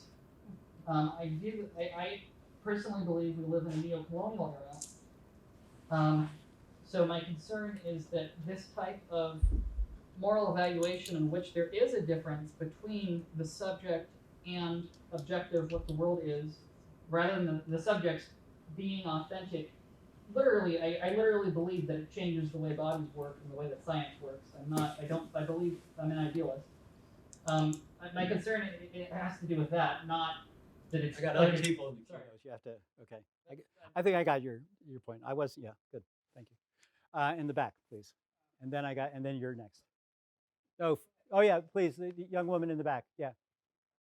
You two are the next two, so I don't care what order you go in. And it's not especially a deep question, but there are a couple of concepts that have come up repeatedly in conversation and even in your talk that weren't on your initial list. Yeah. And that seem like they might make a difference when thinking about various exemplars that we've talked about. One is joy. Oh yeah, I don't have joy up. You're right. And the other is wisdom. Yeah, and I'm just curious as to, I mean, your list can only be so long. Yeah. But I'm curious if you have any principled reasons for why joy or wisdom wouldn't be on that. Thank you. Yeah, there are other concepts which are also in the vicinity, you might say. I have some, I guess I think of wisdom as sort of different, so I don't have anything powerful to say about that. Joy, once you unpack something like a concept like happiness, or joy would be a kind of it, right? I guess it just was a little bit too specialized, sort of, but tell me why more you think. Yeah. Yeah. Okay. Yeah. So that's good. These things could come apart. I mean, the good news about the reason I was sort of confident in saying about, and you're right. I mean, the good thing about saints is that there are so many of them, and you'll find some who are definitely happy, and many who are joyful, and some who are ecstatic at certain times, right? So they have some kind of experiences. So it would be peculiar if you ever, probably most of us with long enough have a whole range of very positive experiences. So it couldn't be that the people that I was talking about didn't have a lot of pleasant experiences and meaningful times. It just was, I was thinking about if we were hoping that at eulogies of ourselves and other people, that we'd be able to sort of sum it up by saying, that was a happy life sort of from beginning to end, then I was just saying that, but you're right, these are other concepts that are useful. And they would depend for their applicability on certain overall philosophical surrounds that involve salvation and connection with God and things like that. Another place, and then you can move on, but another point at which that distinctions seem useful. You see headlines about like parenting, it's all joy and no happiness. Right? That example is Yeah. Well, it's a little bit like, I'm puzzled all the time by the fact that people always say things like, and I want to object to that behavior because it's neither moral nor ethical nor legal. And I always wonder what they mean by moral and ethical. There's something in mind that people have, but especially people in Washington, D.C. say it all the time. In other words, I don't even think I just don't live in that world where we use terms that way. But what you said is very helpful. And there are some people who think, psychologists who are writing lately about exuberance. And there's concepts out there like so that's very helpful. Yes, please. So following the idea that leading like meaningful life versus a happy life, like we've made a distinction between them, and jumping off of like the themes of redistribution of money, international organizations, contributions to helping people potentially be happy or lead meaningful lives. My question is more towards like accountability in terms of depriving people of leading meaningful lives. Right. I think we go into more treacherous water of trying to like provide happy lives. Yeah. I just think the theme of prioritizing money too much individually can be harmful. But I think, what about governments or these billionaires or what have you, these examples, like, where's the accountability of them depriving people of leading more meaningful lives, taking away opportunities from them, things like that? Because I think with the set UN goals, like there's no enforcing entity in the UN. These are just goals. Like they can sign 193 countries can sign off on this, but is there any follow through? Most likely not, and we've seen that historically. So how can we use concepts that we're discussing today to kind of have more conversations about not letting people lead meaningful lives, or even giving them the opportunity to? Thank you. That's a great question. So and this is something actually your generation is going to have to figure that out. It's like, and I really, I think we live in a time where it's a very profound problem that you just raised. So I'll just say this because so first of all, among those, so these are questions about whether these are collective action problems. And let's focus, like you were saying, let's not worry about like, Flanagan's happy enough. Just leave that alone. I don't need anything from anybody to get better off. I'm just fine. But there are people who are really suffering.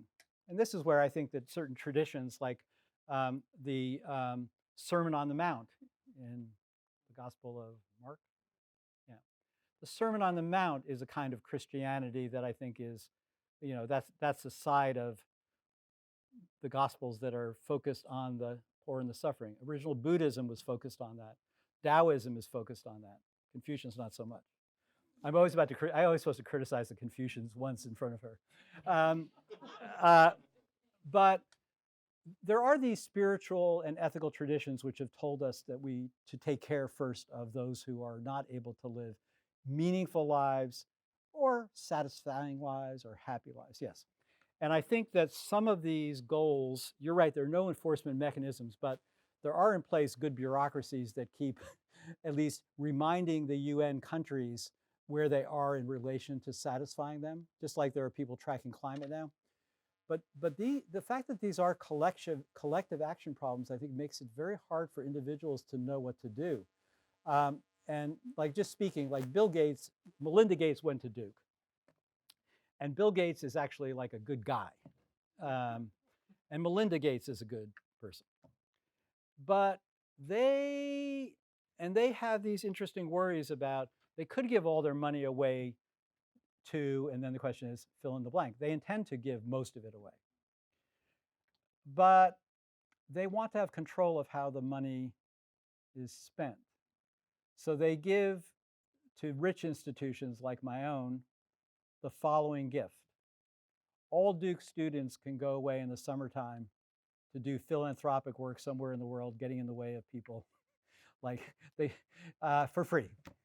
They can go to Haiti and help earthquake victims, and and that's a way of these students feel good about themselves, but it's just kind of a peculiar gift given the kind of poverty and suffering there is in the world. And a lot of their gifts are like that, but they're intended for the good. But then again, you have worries that governments are not always the best places to give money and to do effective. So this is, there's some philosophers now, you may have heard about this movement called Affective Altruism movement. And the Affective Altruism movement involves really trying to do empirical research on, like I've been trying to do stuff recently because I fly a lot, including flying to meetings where I talk about the Sustainable Development Goals, right? So you have to start to figure out carbon offsetting for yourself. And there's an awful lot of companies that they'll help you do that.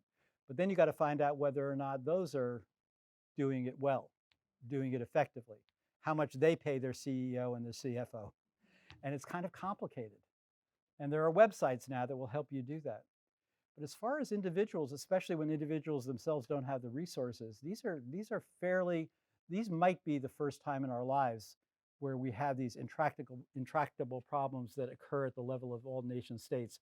David Hume, a philosopher from the 18th century, who I remember the first day I read David Hume, it just happens that the beginning of one of his texts, I think the inquiry starts out by saying something about the air is not something we would ever price because we all just share it equally and it's there. And that was only 2 centuries ago. And of course, that thought is no longer viable. And so I wish I could say something. I mean, it's a very, very, very complicated question. People are talking about it, though, at least, like you are. Yes, please. At the very end of your PowerPoint, Yep. if you could turn to it, you were talking about the increase, I guess you could call it, and people's feeling about their lives. And you said that the percentages or whatever go up as you age. Oh. At the very end. Yeah, I know where it is. Right here. So on the bottom there, on all measures of hedonic happiness, that's the first 2 kinds. Yeah, there's a gradual downward trend from 16 until age 40. Then it's flat for a while till you're about 50, and then from 50 it goes up. Oh, okay. I'm sorry. I thought you were making a comment about how as people age. I didn't know it was hedonic. That's okay. But go on. I feel like you have different goals. Like my daughter really does want to be rich. And she will be. She's a little later. But I think that for myself and my friends, as we get older, we're just so happy, and it's like peace is your greatest goal. And that's What is your greatest goal? Peace. Peace. Yeah. That's what I thought you were talking about at the end there. Yeah. But do you see a correlation, at least in this country, between age and your sense of satisfaction with the meaning of life? That was the title of this program. I guess when I hear these statistics, now remember, we all we're all in these bubbles. So I tend to be around people who've been blessed, like I have been, by wonderful life circumstances and good health care. And, even though, you get to that age where, every part of you aches all the time, but it's great. It's a great life. It's just the way it goes. But I think it's basically that if you're blessed to begin with, then you've had, lots of support achieving your life goals, and there's a serenity in having accomplished what you accomplished, and having realistic expectations about a life, your life. And so yes, I see it. I don't quite know if we were to sit around. I mean, I do. I was telling Robin today, I worry a lot about the young and the way, obviously I have my own children, and I worry about the fact that these sustainable development goals, people think that the money that's needed to meet them is $1 trillion. Right now, Americans hold $1.3 trillion in student loan debt. And everybody is watching how that's affecting the economy and life. And I have one of my best friends. I live part of the year in a small town in Maine with 800 people. And my friends are mostly working class people, lobstermen who also put roofs on houses and paint and farm. And one of my best friends sits with me sometimes. He said, "Oh, and I just turned 60. He said, "Do you know anything about how to handle this? I put my 3 kids through the University of Maine. It's not expensive. And my wife went back to school and took student loans to become a teacher, and she's a teacher." He said, "But I'll never, ever finish. I'll die in debt." And so he's a 60-year-old man, but I know there's young people. So the point is, that's a different kind of person. And I don't know whether he's on that upward trend that some of us more privileged people are. I don't know. It depends. I mean, yeah, it's a whole bunch of different things probably, and it includes that. It includes probably a certain amount of understanding about how things work, and you don't always get what you want. And you didn't always need what you wanted. That helps too, right? So it's wisdom. That's back to wisdom. Yeah. Yes, please. So I was curious about something you said. You said you don't believe in definitions.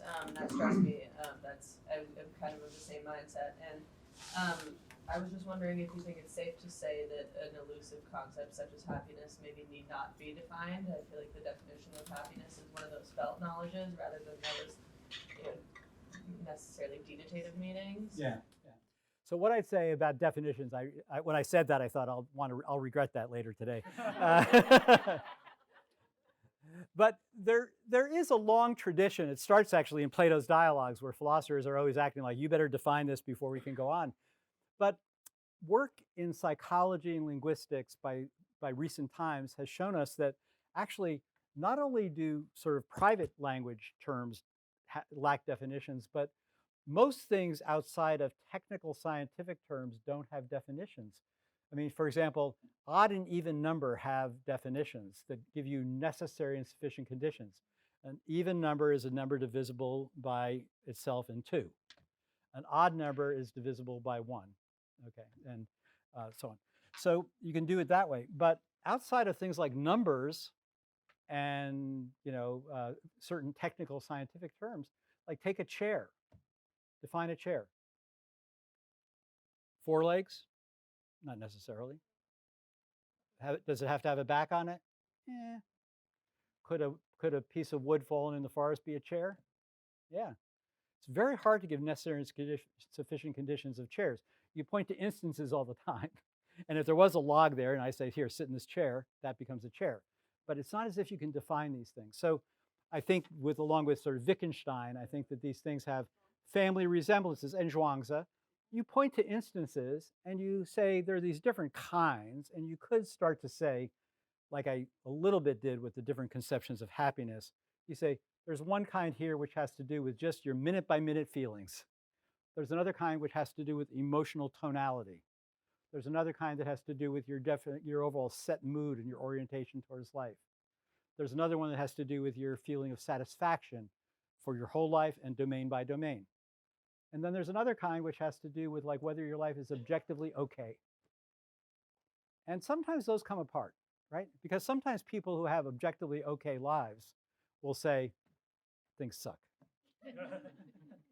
And then you want to sort of take them by the shoulder and say, come on, wake up and look at it. It's okay. It's good. It's good enough. But you did ask this other question too, which is, I think the concept you were getting at when you said, what was the term you used, elusive? Say that again, because I like that, how you put it. It's like, is it one of those sort of private? Oh, felt knowledge? Felt knowledge, yeah. Yeah, there might be things, I think there probably are things like that. I mean, there's a whole language, we can sort of regiment how people are using color words because the color is out there. And we see where, well, it could be, I didn't mean it's an objective property, but I just mean, as long as we're functioning with normal color vision and are not colorblind, we sort of reliably know when people say red, that they're seeing red. When someone says, it's the old thing when two people look in each other's eyes and they say, I love you too. You say, well, I love you 9.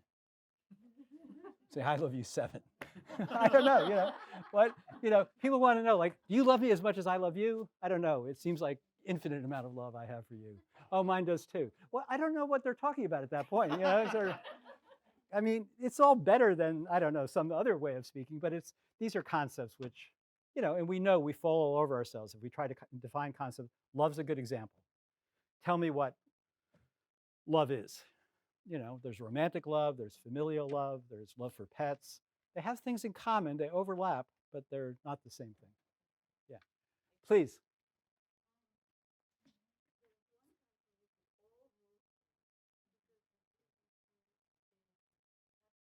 Yeah. Bhutan, exactly. So yeah, you may all know this story. Thank you. Have you been to Bhutan? Yeah. So you may all know this story. In the early 70s, someone said to the king of Bhutan, gee, your country is pretty pathetic as far as GDP goes. And he said, we don't care about the gross domestic product, we care about gross national happiness. And ever since then, the government of Bhutan, in fact, they're often involved in these meetings that I am involved in. They do all kinds of on-the-ground measurements. And actually, what's quite interesting about them in terms of this cultural hegemony issue, the Bhutanese government, Bhutan is a country of about 3 million people. Does that sound right? Yeah. It's a landlocked country between India and China. And it's probably the most Buddhist country in the world. 99.9% of the people are Buddhist. They actually collect data on wholesome and unwholesome emotions. And I'm interested in this. Now, what they think are wholesome emotions or unwholesome emotions are things that will surprise you. You'll be interested in this. So I mentioned earlier, Buddhists think that anger is the worst emotion. It poisons your soul, it poisons relations. Americans, so I've done work on anger, and I read the anthropology and the psychology of anger. So there's a lot of cultural variation in the world about how people think of anger. Americans, in addition to thinking money is really important, Americans like anger. And if you ask an American what they want to do when they're angry, guess what they say? Yeah, hit, punch you in the face. And if you ask a Japanese person what they want to do when they get angry, they want to leave the room. They don't want to punch you in the face. So these things are very culturally sort of specified. And if you ask an American, what thing makes you most angry, what do you think they'd say? Ignorance, yeah, I can see where you're going. You're back to your other problem. The orange, the lack of money, no? Not relationships? No? It's about individual. Think of yourself as an individual. You're funny. You've all been attuned to be too sort of polite. No? Okay, here's the deal. So picture a situation like this. You're in a Starbucks, in a line, and someone's in front of you, and she gets to the front of the Starbucks line, and she says, could I have a triple macchiato with Antiguan virgin coconut shavings? And then she tries to pay by check. Now you're behind that person. And you go to your friends and you say, you won't believe what happened to me. You won't believe what happened to me. Yeah, and then your friends say, oh, you poor thing, that bitch. This is insane. Insane. People comforting other people for being in lines and have. The number one problem in America that makes you angry is people wasting and I have to say it this way, your fucking time. Because it has to be yours and it's angry. So that doesn't show up in the top 5 reasons for anger in any other country in the world. So these are very important, these are important things because they show us how we create sort of social and cultural ecologies which reinforce. It's also, by the way, the case that in children's books that Americans read, anger is a legitimate response to frustration. And in East Asian and South Asian children's books, it's not. Problem solving is. So these are things that we take for granted. When I've done my work on anger in the last 5-10 years, I ask people, I say, do you think Americans are angry? They say, yeah. And then I say, why? And then they sometimes give reasons, but they often say it's just natural. Everybody behaves that way.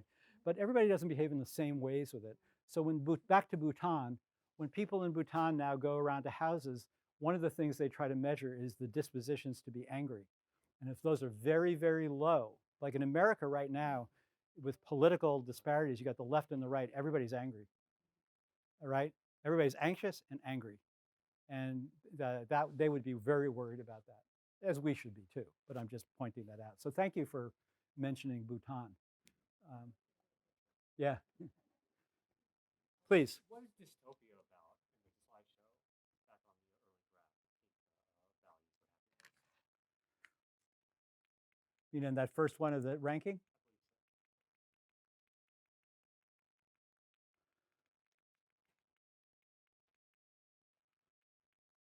This one? This pink thing?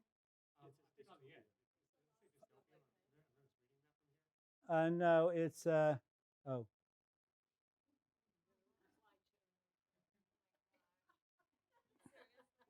This is explained, so this part is explained by perception of, that's the amount, this little one here, this blue one is explained by the perception of corruption.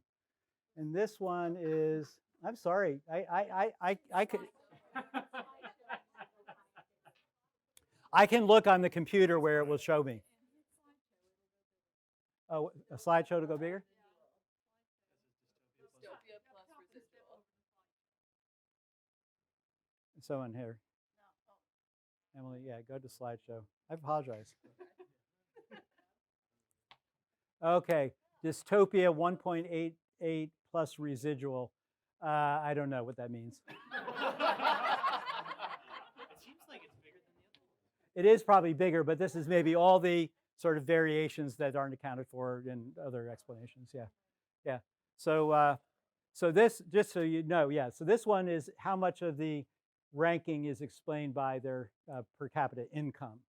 And then this is the social support one. That is the one, single one that shows up the most. Yeah, I don't know. Thank you for asking that. I'd have to look up now what that means. Do we have any other hands up? Okay. Thank you so much. You're welcome. Thank you. Thank you.